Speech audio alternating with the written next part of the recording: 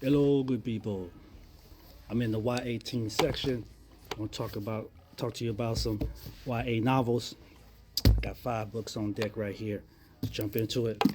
First book, The Weight of Blood. This book written in 2022 by Tiffany D. Jackson. Yes, she's back again. Horror suspense novel, set in small town Georgia.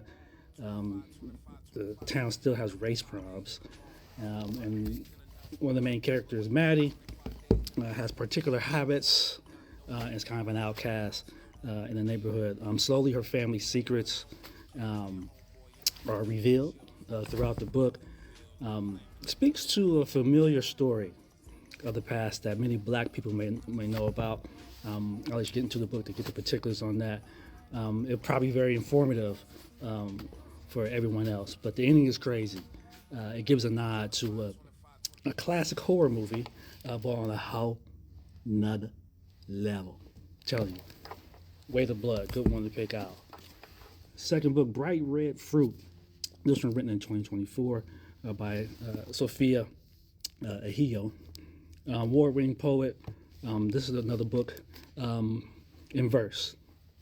Really poetic. It's more like slam poetry type feel, with great stories. A high schooler named Samira.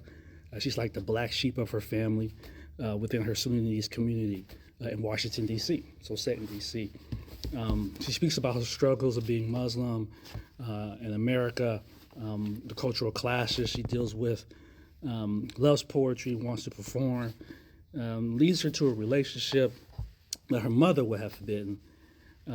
Coming of age story, written in verse, so you can't help but to get caught up in the roller coaster of her emotions. But Bright Red Fruit, another good pick, especially if you like poetry. Third book, Really Little Things. This one came out just this year, 2025, by Chanel Desamores. It's their debut novel. First novel. This is like a thriller suspense novel. Young lady here named Soraya. She has a gift that sounds more like a curse as you're going through the story. Basically, she hears people's needs at that moment.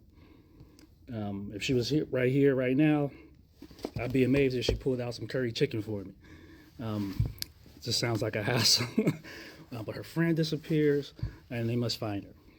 They get to that setup.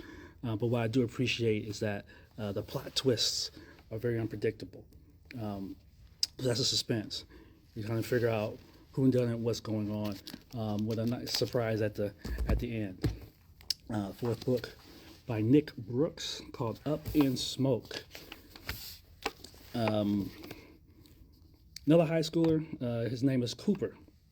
Basically, starts off, he's asked to be a lookout for some older guys looking to rob a clothing store.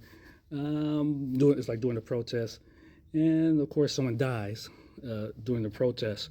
But one of the guys he's out with gets snatched up, and then that person is the older brother of his best friend and kind of crush, Monique. They join forces to see who the real killer is. So it's like a mystery, but a little bit of thriller. It does give you a little bit of action as you're going through the book and getting towards the end. A lot of tension between Monique and Cooper, since they have a whole thing, since they grew up together. A really good book. I think this could be made into a teen movie. I think this could be a movie.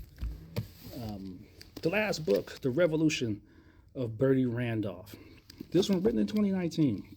So that's me catching up on this one, written by Brandy Colbert. She's a Stonewall Award winner.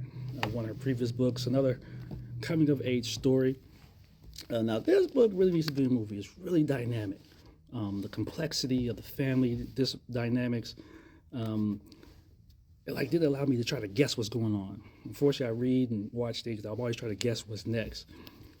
I was locked in. Bertie is a high achiever, rule follower, but she's struggling to kind of find her theme. She has an aunt who comes into the picture, kind of visits out of the blue. She's kind of been gone for a while, then just kind of shows up. Then the boy comes into the picture. Just a great story. And the ending, I was like, what? Really good book, really good book. So these are my 5 books. 1, 2, 3, 4, 5. Go get them.